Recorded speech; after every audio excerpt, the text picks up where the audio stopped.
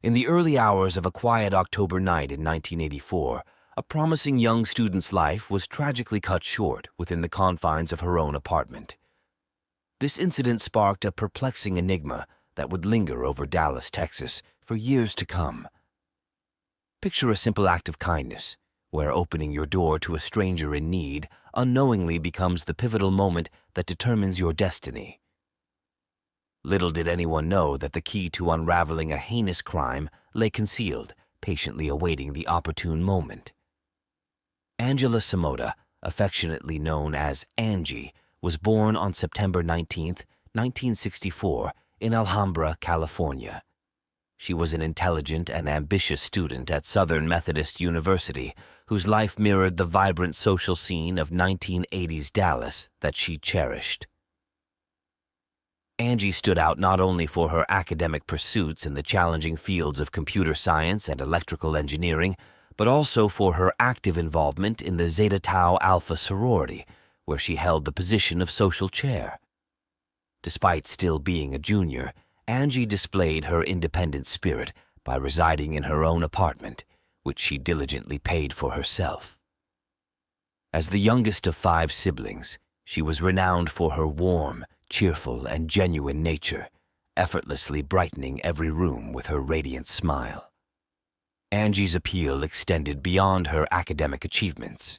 Her beauty and effervescent personality made her a beloved figure on campus. Juggling her active participation in sorority activities, a demanding double major, and a part-time job, she showcased an extraordinary level of determination and vitality.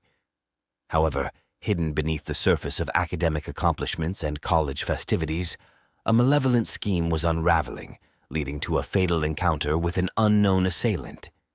Who had ill intentions towards Angie, and what was their motive? On the night of October 12, 1984, everything seemed ordinary as Angela Samota, a 20-year-old, spent her Friday evening at the State Fair of Texas alongside her friends, Russell Buchanan and Anita Kadala. Angie's boyfriend, Ben McCall, a construction supervisor with early morning work commitments, regrettably couldn't join them. The fair was merely a prelude to their plans for the night at the exclusive Rio Room Dance Club. At the club, Angie, renowned for her sociable and vivacious nature, thrived in her element, effortlessly mingling and captivating those around her with her infectious energy and radiant smile. Little did anyone know that this night would mark her untimely demise. As the night progressed, Angie dropped off Buchanan near his apartment in Lower Greenville, followed by Kadala. Initially, Kadala had intended to spend the night at Angie's condo, but changed her mind due to Angie's early morning football game plans. Before heading home, Angie made a quick stop at her boyfriend, Ben McCall's residence. It was a routine farewell, a simple, "see you later." However, unbeknownst to them, the wheels of fate had already been set in motion. Angela returned to her condo on Asbury Drive alone. It was approximately 1:45 a.m. when McCall received a distressing phone call from Angie. Her voice trembled with unease as she mentioned an unfamiliar man who had appeared at her door, requesting to use her phone and bathroom, a seemingly innocent plea. But was it truly as harmless as it seemed? The call abruptly ended with Angie assuring McCall that she would call back, but that call never came. Instead, an eerie silence hung in the air. Worried, Ben attempted to reach her again, but there was no response. Overwhelmed by concern, he hurried to Angie's apartment, only to find the door locked and no answer to his persistent knocks. Panic consumed him. Left with no other choice, he utilized his early-generation mobile phone, an essential tool for his construction profession, to contact the authorities. The events that happened that night unfolded into a perplexing enigma. The local authorities arrived promptly after 2 a.m. and were met with a chilling scene behind the closed door of the apartment, one that would haunt the city of Dallas for years to come. For Rookie Officer Janice Crowther and her partner, who were already exhausted from a grueling 12-hour shift managing crowds for a major sporting event, the night had been exceptionally long. As they arrived at the scene, Crowther couldn't help but notice Angie's Toyota Supra parked outside, casting an eerie stillness over the apartment. A sense of unease washed over her as she sought out the apartment manager for access. "I was trembling with fear," Crowther recalled. "I could sense it. Something was amiss. It was an almost surreal night."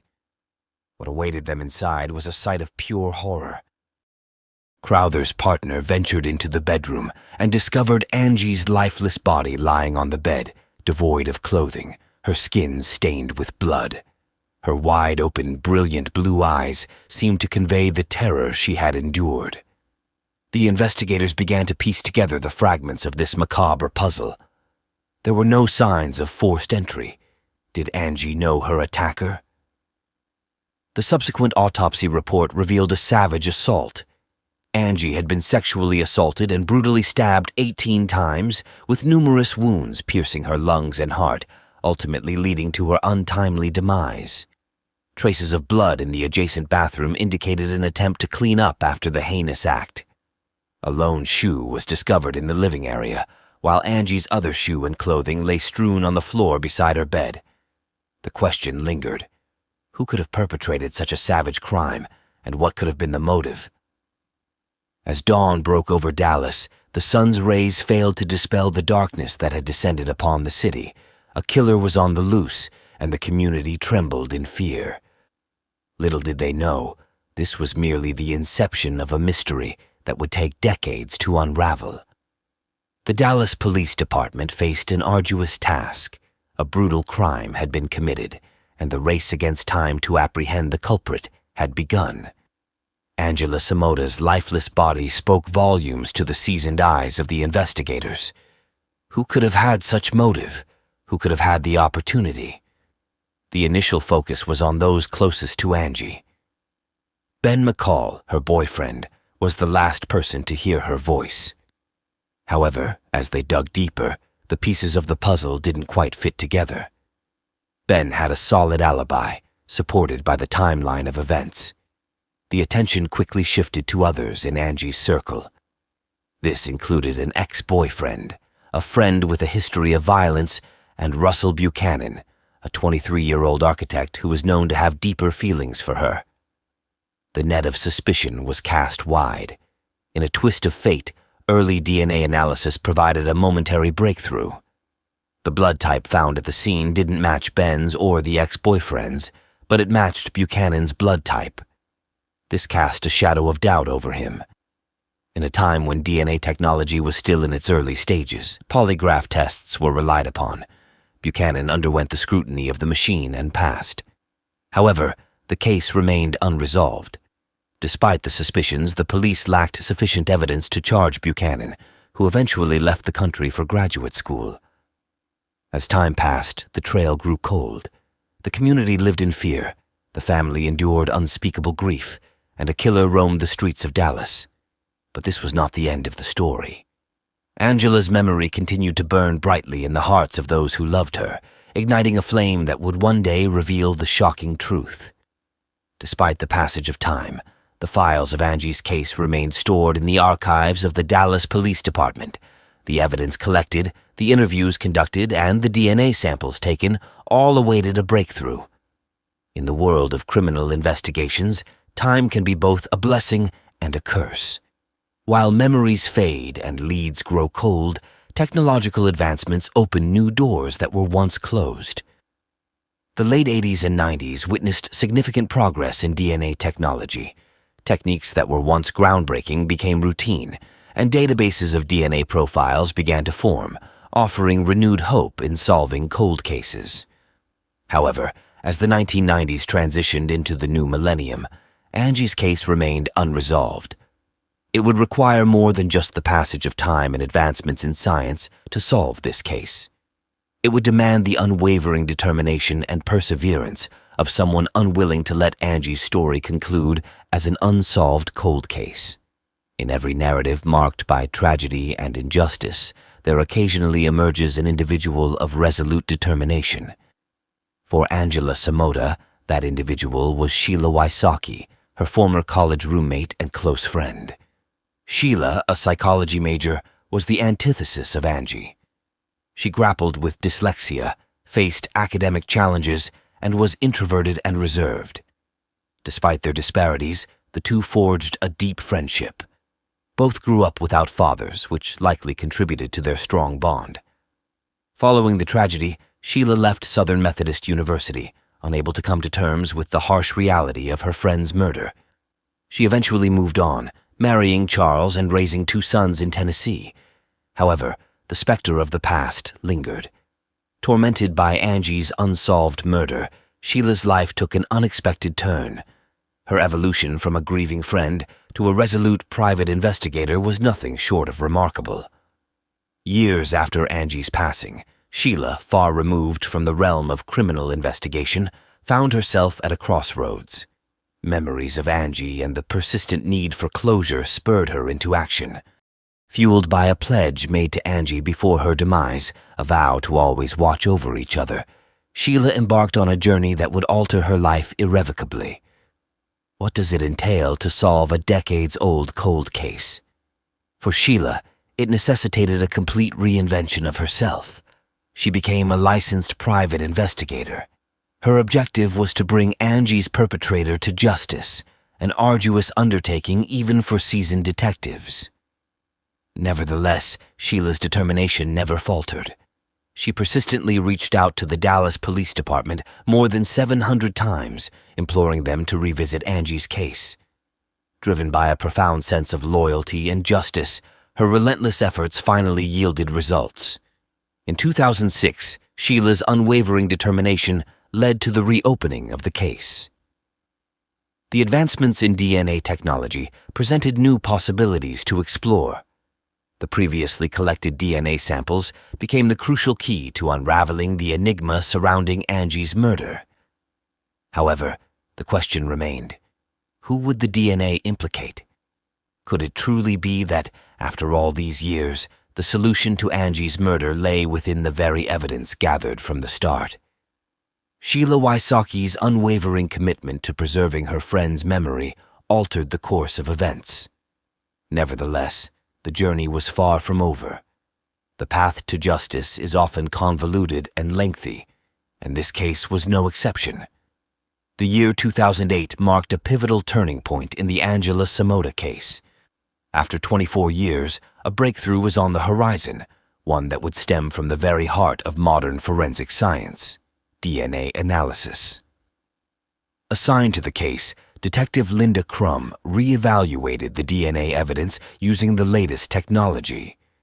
The samples collected decades ago were now poised to divulge their secrets. Contacting Sheila Wysocki, the detective uttered the words, "We have him." Sheila assumed she was referring to Russell Buchanan, but fate took an unexpected twist. The DNA found at the crime scene matched a name in the National Criminal Database. Donald Andrew Bess Jr., born on September 1, 1948, in Jefferson County, Arkansas, a convicted criminal already serving a life sentence for sexual assault. In 1985, Bess had been sentenced in Harris County, Texas, to life imprisonment for 2 counts of aggravated sexual assault and 1 count of aggravated kidnapping. He adamantly refused to cooperate with female police officers, resorting to derogatory terms when addressing women. The revelation was nothing short of shocking. Bess, during the time of Angie's murder, had been on parole while serving a 25-year sentence for sexual assault. He was a stranger to her, a transient predator whose path tragically intersected with Angie's. Equipped with this newfound evidence, the authorities acted swiftly. Bess faced capital murder charges for the sexual assault and murder of Angela Samota. The trial, which took place in 2010, marked the culmination of a long and arduous journey for justice, filled with pain and hope. Inside the courtroom, emotions ran high as evidence was presented and testimonies unfolded. Notably, Bess's ex-wife and several other women bravely took the stand, recounting his history of violence and sexual assault. Shockingly, even his own ex-wife testified that he had abused their child during their marriage. During the trial, Bess, who was already in poor health at 61 years old, suffered a heart attack, causing a 3-day delay. His defense team argued that the presence of his DNA at the crime scene did not definitively prove his guilt in the murder of Samota. They even suggested the possibility of consensual relations between Angie and the convicted criminal, insinuating that her choice of clothing that night indicated her comfort. In the closing arguments, the defense attorney raised a thought-provoking question, questioning whether the discovery of semen alone should automatically brand someone as a murderer. However, despite their efforts, the overwhelming evidence presented during the trial led the jury to unanimously find Donald Bess guilty, ultimately sentencing him to death. Prosecutor Pat Curlin expressed relief for Angie's loved ones, stating that she did not have to endure the pain inflicted by Bess any longer. However, the wheels of justice turned slowly for Bess. His appeals prolonged his stay on death row for several years until his death in October 2022, caused by a heart attack while awaiting execution. While the verdict brought a sense of closure for Angie's family and friends, the pain of their loss remained. Furthermore, the conclusion of the trial did not mark the end of discussions and analysis surrounding the case. The lead investigator on the case shared his belief that Samota's attacker was already inside the apartment when her boyfriend, Ben McCall, knocked on the door, potentially triggering the fatal attack. According to the prosecutor, it is believed that when McCall knocked on the door, she made an attempt to get up or call for help. Additionally, the prosecutor is of the opinion that the suspect swiftly cleaned up and left the apartment while McCall was searching the neighborhood for Samota. For Sheila, solving Angie's murder marked only the beginning of her journey. She initially planned to retire once Samota's case was resolved.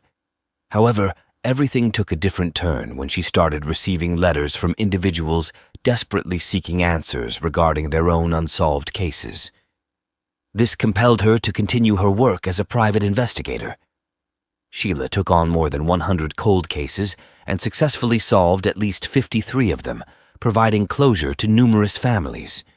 The combination of advanced forensic technology and Sheila's unwavering determination to uncover the truth against all odds brought an end to one of Dallas's most perplexing mysteries. The resolution of this case prompted the Dallas Police Department to recognize the importance of allocating resources to cold cases. Angela's case ultimately transformed the approach of law enforcement towards unsolved crimes.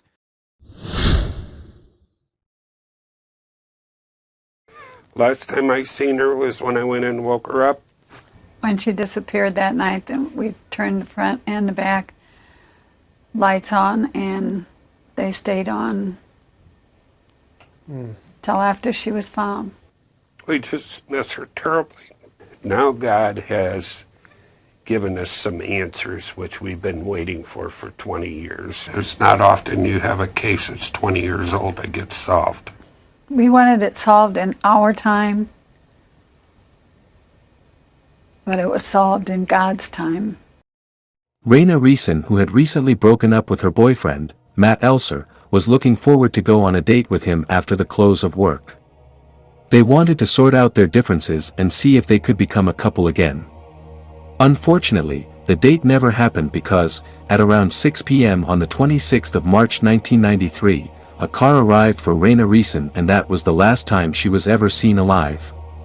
The question of, what happened to Raina Reon, bugged her family and the police for decades before answers were eventually provided 21 years later. Today's murder case takes us to LaPorte, Indiana, a small community about 70 miles southeast of Chicago and is the county seat of LaPorte County. LaPorte, which is a French name for the door, is a typical small Midwestern town with plenty of cafes and bars, trees, and small shops. It is not regarded as a place where you would expect an awful crime to occur, but in 1993, a crime that shook the whole community occurred. Raina Reon was born on May 6, 1976 to Ben and Karen Reon in LaPorte County, Indiana. In the spring of 1993, Raina Reon, who attended the LaPorte High School, was an average high school sophomore who had also played different instrument in the school band. According to her school records, she always had good grades. She was an honor student who worked 3 jobs. Raina Reon had strong aspirations of becoming a veterinarian. Her love for pet even made her take up a job at an animal hospital. The 16-year-old seemed to have her life figured out. On Friday, the 26th of March 1993 appeared to have been a normal working day for Raina Reon as she head out at around 4 to work at Pine Lake Animal Hospital. After work, she had arranged a date with Matt Elser, her longtime boyfriend, with whom she had recently broken up. They planned on getting back together and hoped the date would be of help. At the close of work, Matt Elser, who was also a sophomore at LaPorte High School, made his way to Raina Reon's workplace in order to pick her up, but, to his surprise, she was nowhere to be found. Rather, the animal hospital looked deserted as the lights were off and the doors closed. He drove by the hospital a couple of times, but he still couldn't find her or her car. Thinking she must have stopped by her house to grab a few things, Matt Elser drove to her house. On getting to Raina's house, her father, Ben, told him Raina hadn't returned home from work either. They decided to wait for her return, but around 10:30 p.m., when she still didn't come back home, they knew something was wrong and they feared the worst. Raina's parents and her younger sister, Wendy, decided to go to the station to report her missing. When they got there, they were told to wait for 24 hours to file a missing person report. Ben tried to reason with the police, telling them it was unlike Raina to leave home for so long, but there was nothing the police could do until the 24 hours threshold was completed. By the next day, a search was launched for her. Her family called people they knew, including Lori, her oldest sister, to ask if they had seen her, but nobody seemed to know where and what had happened to Raina Reon. The Reon's family put up flyers around their community, and the police made a public appeal for information that could lead to Raina's whereabouts. A lead was generated when witnesses reported that they saw Raina Reon talking with two men in a sedan outside of the animal hospital. They said she appeared to be arguing and quarreling with one of them. To the witnesses, it seemed like a lover's fight. The police assumed that Matt Elser was likely one of those men since they had recently broken up. They then interviewed him and discovered that he was not involved in the disappearance of Raina Reon. Also, Raina's parents, who had approved of Matt Elser's relationship with their daughter, believed he had nothing to do with her disappearance. After a continuous search, by the next evening, Raina Reon's car was found with the hood up on County Road 200 East, just 9 miles from the animal hospital where she worked. At first, it looked like she may have had trouble with the car on the side of the road, but it was later discovered that the keys were in the ignition and the car started without any problems. The investigators believed that the car was staged to look like a breakdown. On searching the car, they discovered Raina Reon's purse and a man's ring. The investigators thought the ring could bring answers, and wanted to know who it belonged to. Matt Elser was then questioned about the ring. He said it wasn't his, but it belonged to Jason Tibbs, Raina Reon's ex-boyfriend. Jason Tibbs and Raina Reon dated each other for 6 months while they were in the 7th grade. They broke up, and soon after, Raina started dating Matt Elser.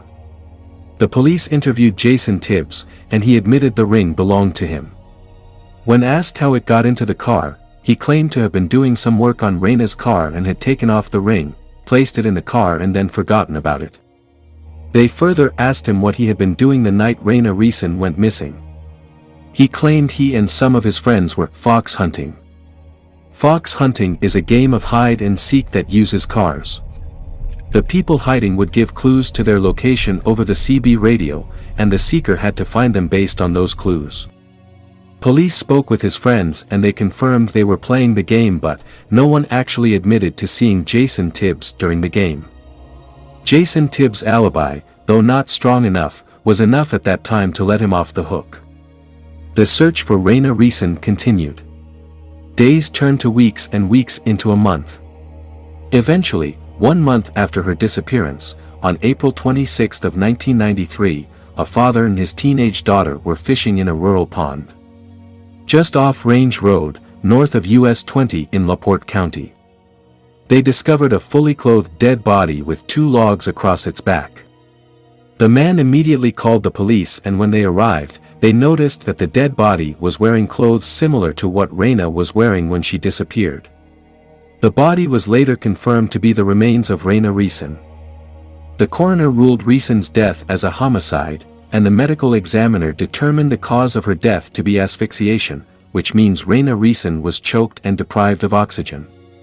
Before her remains were discovered, the police had suspected few persons that could have had a hand in her disappearance. Ray McCarty was one of these few suspects. He was married to Lori, Raina's oldest sister, and had been a suspect in the initial phase of investigation, but had claimed he never saw her. Lack of sufficient evidence had made the police let him go. However, after she was found, the detective then got a tip saying Ray McCarty should be interviewed thoroughly, and this is because Ray McCarty had once been convicted of child molestation when he continually raped Raina Reon at the age 11 and got her pregnant at the age of 14. Raina Reon had an abortion while Ray McCarty received a 3-year suspended sentence in 1991. His probation ended on the 5th of January 1993, just 2 months before Raina's disappearance and eventual murder. The police thought he might have truly had something to do with Raina's death, since he probably was pissed at her for ratting him out for what he had done to her.